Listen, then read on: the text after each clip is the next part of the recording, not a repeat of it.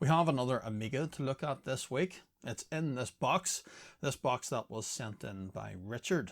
He asked me to take a look at his A500 plus an expansion that he bought for it. He can't get the two to work together. Asked me to take a look. It's an expansion that I've never got my hands on until now, so I was more than happy to do so.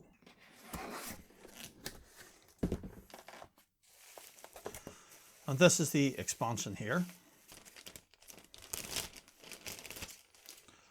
It is an A590. Let's not, of course, forget Richards Amiga itself. That is an A500 Plus. Looks like it has had some battery damage in the past. I think all these boards probably have suffered something. But one thing here that might be causing Richards issues is this edge connector. Because as you can see here, the very edge of said edge connector, well, it's missing quite a bit of the gold contacts. And when Richard explained this to me initially, I thought it was the actual pads themselves that had peeled back. But looking at it here now in person, what I think has happened to this is that the corrosion from the battery has got into this and it's causing that gold covering to flake off. So I initially thought what we might have to do today is reform some of these, but actually I think if we went over these with the fiberglass pen, I think we might be able to bring these back. But before we do too much, Richard did send me a letter, so let's take a quick look at that.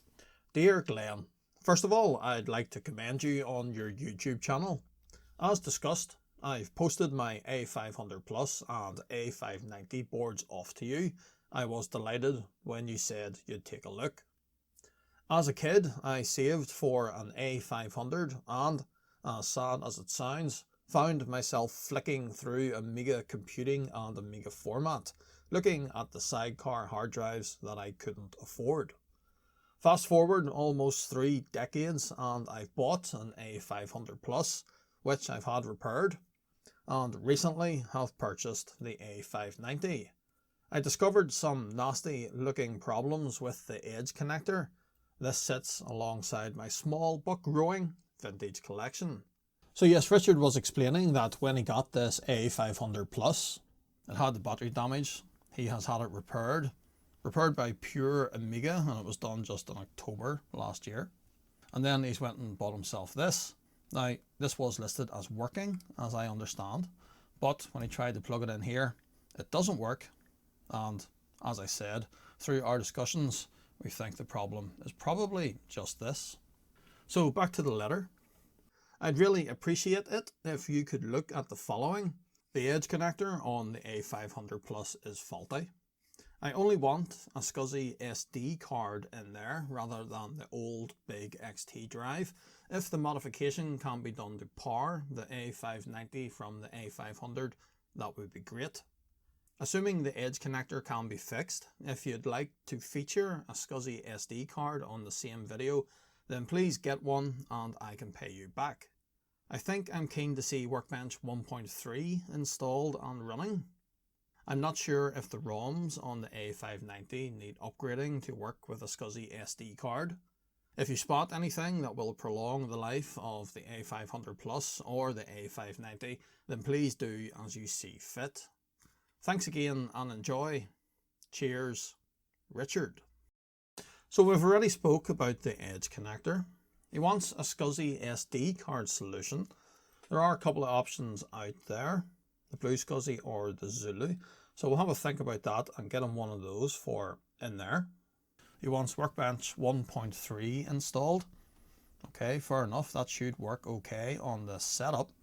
Although going forward, I would probably recommend to him an upgrade to at least 3.1, if not 3.2. He's not sure about the ROMs on this, if they need upgrading. To be honest, I'm not sure either, so I need to do a bit of homework there. And if we spot anything else, well, let's maybe start with that. Let's take a quick look over the 500 Plus, the work that was done to it previously, just to be sure that we're happy with that. And then we'll maybe take a look at this edge connector. So looking over the top side of the board here, the work that was done by pure Amiga, well, I can't fault it, it all looks fine. Not that I'm an expert in such things, to be honest, but we were asked to take a look, so let's take a look. It appears as if Gary must have taken quite a bit of corrosion. The text on top of him there, that's all worn off, but it is fairly commonplace for when the battery that was there, when that leaks, that all these components in this sort of area, they all get hammered. And in fact, you can see new solder mask has been applied in sort of that footprint there. If we take a look on the bottom of the board though, we can maybe try to identify exactly where work was done. So Gary, who was there, it looks as if his socket was also replaced. And it also looks as if Paula got a new socket, as did Agnes. U12, which lives in that position on the other side, I dare say it has been replaced. And there's maybe just one point there that we need to touch up. That one leg of it there, I can see a bit of a gap just through the hole where the leg comes through. The solder hasn't flowed properly there, so we could always just touch that up. Although looking on this side, it does appear as if the hole is filled properly on the top side, so it probably would be fine. I am nitpicking, to be honest, but we'll just touch that up while we're here. In terms of other work, there's been a bit of reflowing done around here by the looks of it. Something here has been reflowed and something there. The 555 timer, that's part of the reset circuit, as we know. And in fact, just looking there, I can see a little bit of bare copper just at the top side of it there, just in there. And so I suppose we could always touch that up just with a bit of green nail polish. I don't actually have any solder mask. But yeah, everything done by pure Amiga. It all looks very good. Well, let's just touch up this point. And as I said, just a dab of this stuff. What about this edge connector? So as I said, I think this is just corrosion more than anything. Let's see if the fiberglass pen will tidy it up. As you can see, that gold coating on the top of it is just falling off. But the copper underneath is there, it's all intact, no issues with that. I think what we'll do is just work our way right down this. We'll expose all that copper and then we'll drag some solder over it all. I don't think I'm going to be able to save any of the original gold coating. Although maybe I should pick up all those little flakes of gold. Would they be worth money? Okay, that's the whole top side cleaned up. I'm just going to drag some solder over it. Because as I say, we can't leave that copper like that.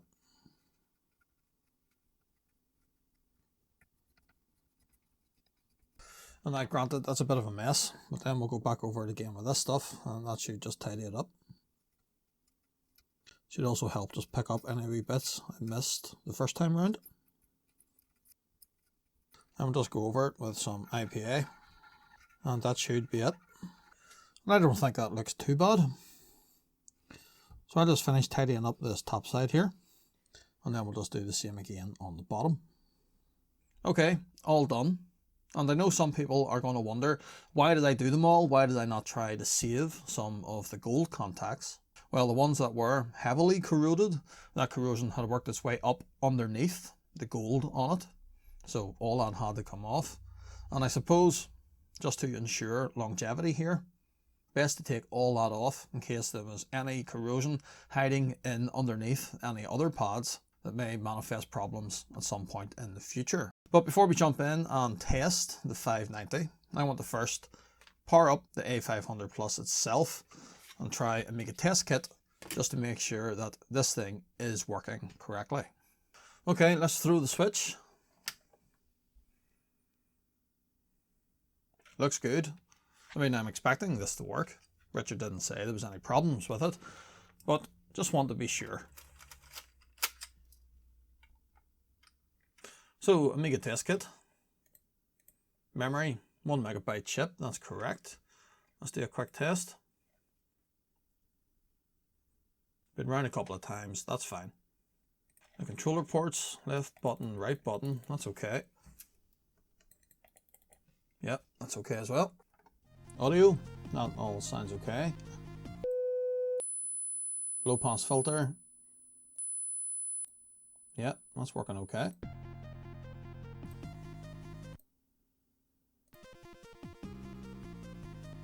Video looks good. CIA and chipset. All good. Real-time clock. Yep, that seems to be fine. Can't do the serial and parallel test because I don't have the dongles, but certainly from a quick look over it there in the Amiga test kit, this all seems fine. Let's add the A590. Assuming that we can get this working, one thing that Richard wants us to do is modify the A590. Get in there. Is modify this so that it's powered from the 500. At the minute, this hard drive sidecar, this needs to be powered separately. And the main reason for that is the A500's power supply. It can't supply enough current to run the likes of the big old mechanical drive that was in here, the big old XT or SCSI drive. We're taking that away though. We're going to fit an SD card solution that's going to draw an awful lot less current, and so we can then modify this to draw its 5 volt and 12 volt from here, cutting out the need for another power supply, another plug socket. But I am going to test it first of all with a separate power supply. And for that, we can use my power supply from my CD32. This uses the same thing. It is the Commodore C65 PSU. So let's power up the A590 first. And I want to check the voltage levels just on this. It has 5 volt and 12 volt on it just. We can do that at the Molex connector here. So 12 volt, yeah, that's okay. And 5, that's grand. Let's power up the 500 then and see what it does.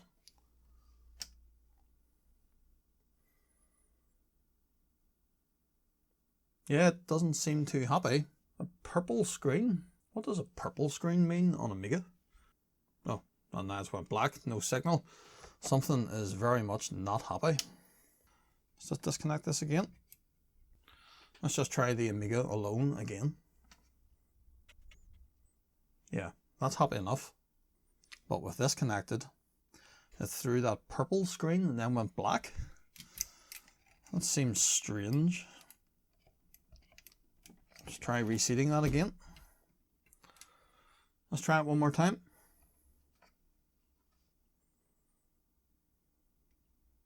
Yeah, the Amiga is stuck this time on a grey screen. Would you say that's a light grey screen? Because if we check on Lemon Amiga, the Amiga boot colours, light grey RAM seems okay. If it stops at a light grey screen, it can mean a CIA error or ROM corruption. I wonder, would we maybe have something wrong with the ROMs here on the A590? One quick test we can do, I suppose, is there's RAM on this. This thing supports up to a maximum of 2 megabytes of RAM. Each of these chips here, these are 4-bit 256K. So 2 of them is 256K total memory size. So 256, 512, then 1 meg, and then 2 meg. But there is a jumper setting here. And I think if we move that to there, that will disable all of that memory. Worth trying at least. Let's see if that makes any difference. Nope, still seems to be stuck at that light grey screen. Let's pull out the 2 ROMs. I just want to see if we can remove that label, just so I can see exactly what they are. So these are a 27C64, 64 kilobit or 8 kilobyte ROM. And we should be able to easily enough read that out using the TL866. And that code that's stamped onto it there, looking that up, I think these are the original ROMs for this, the version 6. That would limit the drive size here to just 512 megabytes. So we will have to upgrade this to version 7 which should allow us to use up to 4 gigabytes per partition, i.e. just the same as we'd do in our Amiga 1200 or 600, something like that.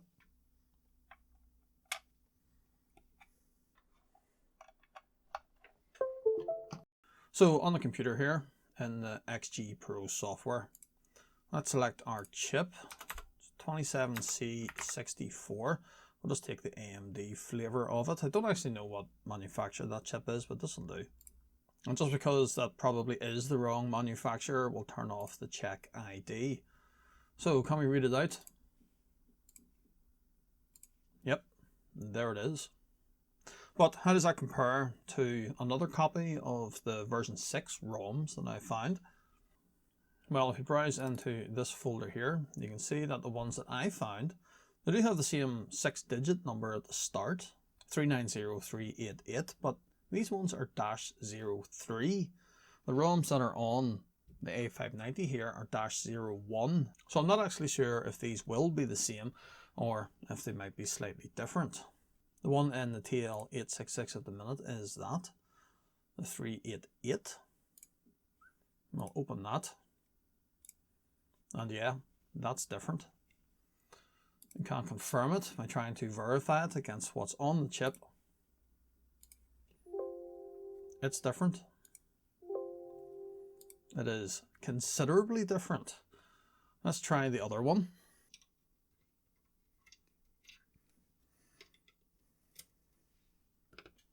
We'll read this chip out. Okay. And then let's try and load our other file, the 389. And again, yep, that is completely different. You can see it there as soon as it loads.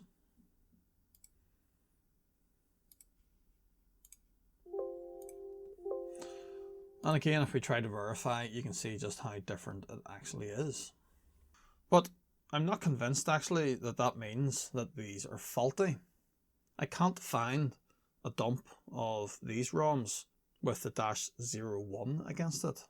And because the two of them did read out okay, didn't give any errors when trying to read, it sort of makes me think that these actually are okay. Now, I am sure this is a version of version 6. We are going to have to replace that with version 7 anyway. So I think we just wipe these. I will dump the contents of them anyway, so we do have a backup. But then we'll just erase them and put version 7 on. So unfortunately, to erase these, we are going to have to use this thing, the Chinese Death Trap UV Light EEPROM eraser. This thing is so sketchy inside that I'm never that comfortable using it, to be honest. But I don't have any other solution for doing this, so. The needs must. We'll just peel the stickers off. We need to do that to reveal the window. Then they'll go in there for a tan. And we'll let them cook for about 5 minutes. Okay, it's been about 5 or 6 minutes. Let's see if they're blank. So back into the XG Pro software. Let's read out the chip. It looks blank, yeah. Let's verify that. Blank check. Yep, that one's good. What about the other one? Is this blank as well? Yep, that's blank. So let's write version 7. U12 first of all. Device and program. This one will go in there. Then let's write the other one. U13. And that one will go in there.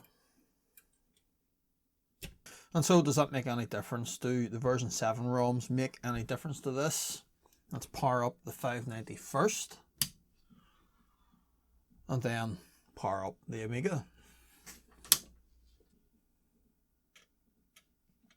It's booting. Well, we're definitely getting further. It booted this time.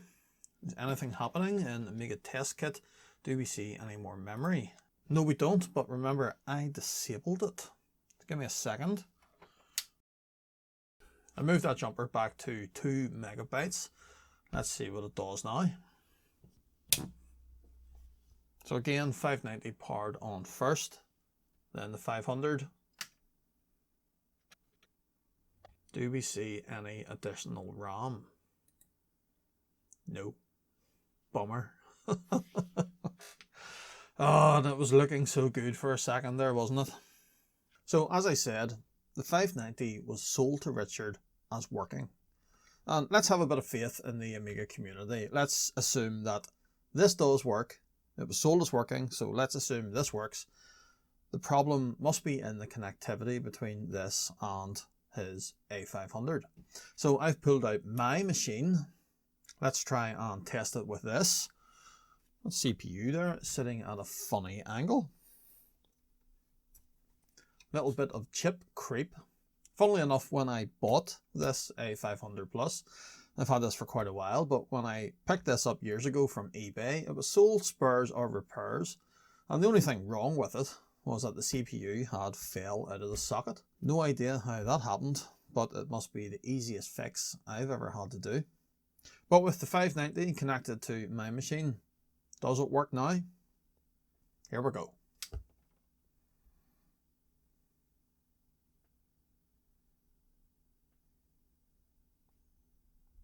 What's going on? So it's sitting on a white screen. That normally means everything's okay, but it's just sitting there. Oh, it's booting now. We have Amiga test kit. Do we have any memory though? Is there any fast memory? Oh yes, there is.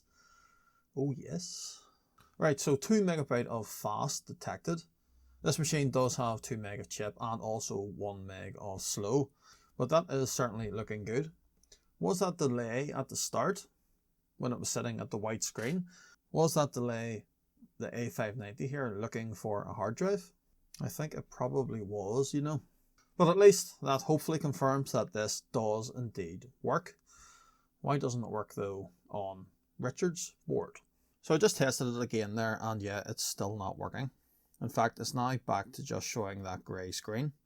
So is the problem on the A500 Plus, or might it still be this edge connector? Because I was doing a bit of poking with the multimeter. I've got it set to continuity here. Hopefully you can hear that. And if we just work along these pins here, that one's okay, as is that. And then all of a sudden we have no connectivity. Nothing on that one either. But that one's okay. And all the rest of them are okay as well. There's just a couple down here that don't seem to be working.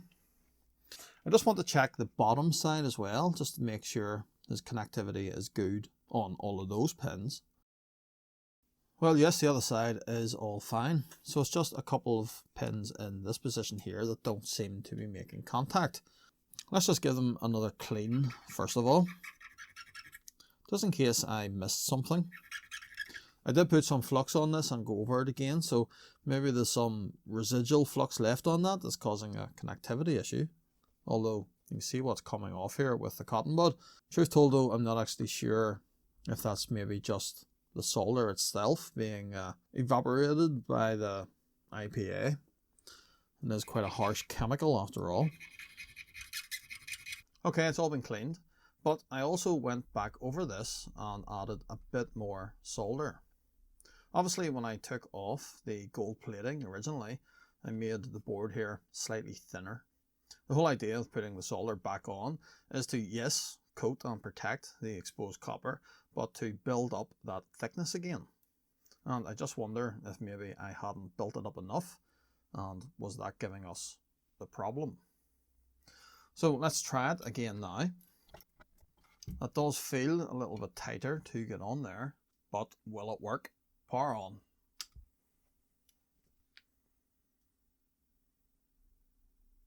So it boots to its white screen and it's sitting there. That's a good sign. That's what it did on my Amiga. And then starts reading the disk. Do we have our additional memory? And yes, we do. So looks good. Seems as if this is working. But the 590 is still a little bit loose. And I need to be 100% sure that no matter which way this is sitting, this will work. So let me push that off the edge there. That just moves everything ever so slightly. Has this sitting at a slightly different angle to the 500. In fact, it's maybe a slightly better angle to it now. Everything looks as if it's sitting straighter. So just let me try it again. There's that white screen. It's waiting again. I'm fairly confident that is the A590 waiting for a hard drive or looking for a hard drive. It will eventually time out and it's booting to the disk. 2 MB of fast RAM detected yet again. I think we have solved the connectivity problem. So just before we do set up an SD card with Workbench 1.3, let's try and clear a little bit of disk space. Let's modify the A590 so that it no longer needs this thing. This should be relatively straightforward. We're obviously looking at the bottom of both boards here. And on the Amiga's edge connector here, on the bottom, it's all the even pins. Now starting from this end, we have pin 2. That's a ground. Pin 4 beside it, that is another ground. Those two. Below that, pin 6. Well, that is VCC or 5 volt. We then have 8, which is minus 5 volt. We don't want that, but we do want 10, which is 12 volt. Now, if we take a look on the A590 itself, in fact, just let me connect this here so I can be sure where we are going to run wires.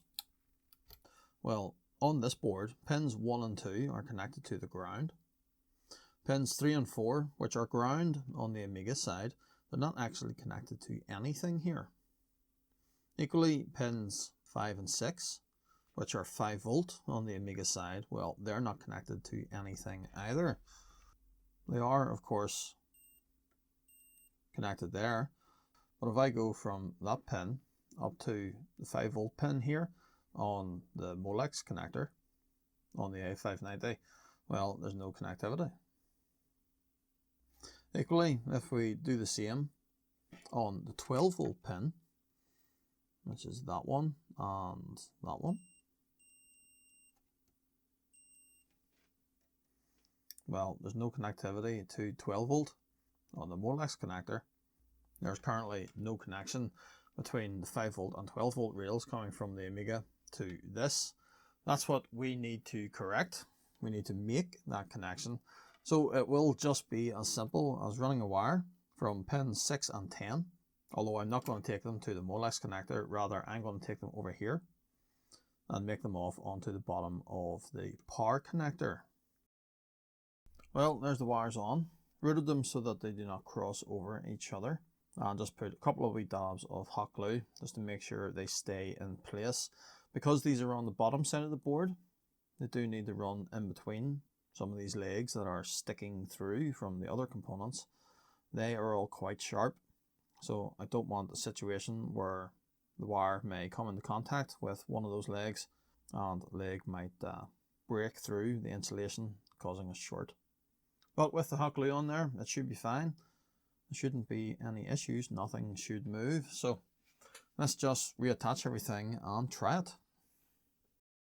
Now the most critical thing now is that we do not connect power to the A590 individually.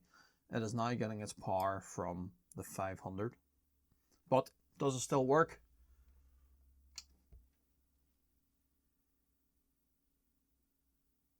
Okay, booted to that white screen. Hopefully that's it waiting, looking for a hard drive. Should give up and then boot to the disk. Yep, there it goes. Let's go into our memory. There indeed is the 2 meg of fast RAM. It's all still there. Shall we run a test on that? I don't think we've actually tested that yet. Right, it's been round twice there. It takes forever to go round. I know it's only 3 meg total, but you know, the 500 isn't the quickest thing out there. But it's been round twice, hasn't found any errors. I will give everything a proper bench test later, leave it for an hour or so. But for now, I'm happy enough to call it good. So the last thing we need to do then really is test this with a hard drive. We are going with a SCSI SD card solution, and it's going to be the Blue SCSI version 2. I've ordered one of those, although it's still in the post. But for the purposes of just getting this video wrapped up, let's try it with my Blue SCSI version 1. Now I understand it might be a bit flaky with this, but we'll see how we get on. So on the SD card in this, I've just taken my 1.3 WinUAE hard file. It's a 1 gig hard file, and literally all you have to do is copy and paste that hard file onto your SD card and rename it HD0. It is that simple. Or well, it should be anyway. There is only one way to find out. Let's plug it in and test it.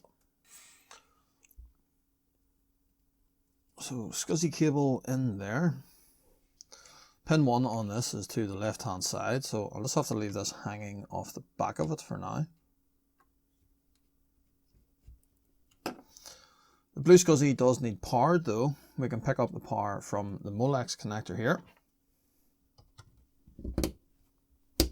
I just cut this off an old AT power supply that I had. The power supply is dead. And the other thing that we have actually is the cable for the LEDs for the A590.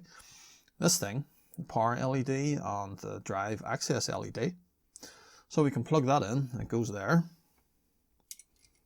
The jumper block just below it, set to the left, would indicate drive activity from the IDE drive, but set to the right, as it is here, shows drive activity from the SCSI drive. That's the one we need. But does it work? Power on.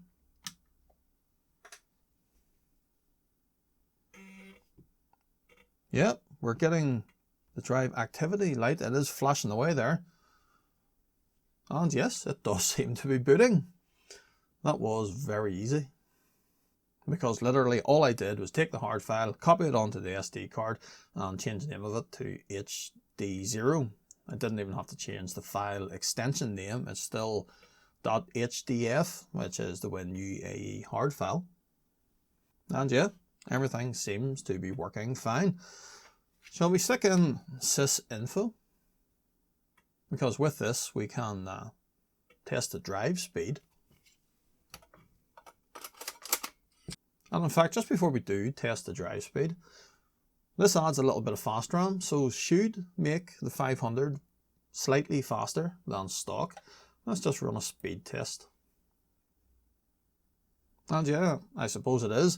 Compared to a stock A600, which should be more or less the same speed as the 500, we are 1.34 times faster than that. So certainly a minor improvement there. But what about the drives? How will these perform? So DH0 and speed. There are two drives there, DH0 and DH1, although it's just the one hard file that I've partitioned. And there we are, 777,106 bytes per second. I think that's just about right for an A590. Can we actually load something off the drive though? I went to the files folder here. I have put the JST games library on here. And what will we go for? How about a bit of Pinball Dreams?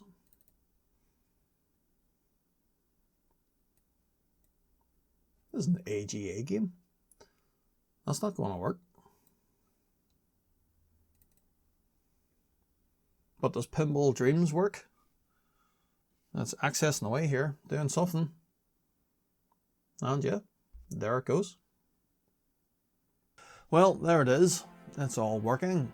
Once the Blue SCSI version 2 comes, I'll give that a quick test, then get it all wrapped up and back to Richard. I don't foresee any problems using the version 2. If anything, it's meant to be even more compatible than that version 1. And to be honest, using that briefly, I haven't had any issues with the V1 either. The only reason that we actually went for the Blue SCSI over, say, the Zulu SCSI is purely because I know the guy that sells it here in the UK. So it was easier for me just to reach out to him, ask him to sell me one to include with the 500 Plus. And speaking of knowing people, it turns out I actually know the guy from Pure Amiga who worked on this board before. He was telling me that this one in particular was rather difficult to repair. There were some weird problems in and around the knees, but he did get it sorted in the end, as we have obviously seen today. You know, the Amiga works fine. Yeah, okay, he missed the sidecar expansion, the CPU slot, if you call it that, on the 500. But let's be honest, of all the 500s that I've looked at on this channel before anyway, none of them have ever had any problems on that CPU slot. I do think it would be very easy to overlook that. And sure, if nothing else, it gives me the opportunity to sort it out and give me the opportunity to have a play with an A590, something that up until now I've never had the chance to do so before. But that's going to be it for this video. Everything is up and running, just waiting on that Blue SCSI version 2, then it's going back to Richard. But that's it for now. If you enjoyed what you've seen, I would appreciate a thumbs up. Why not hit subscribe if you haven't done so already? Still plenty more yet to come here on CRG, and I'll see you next time.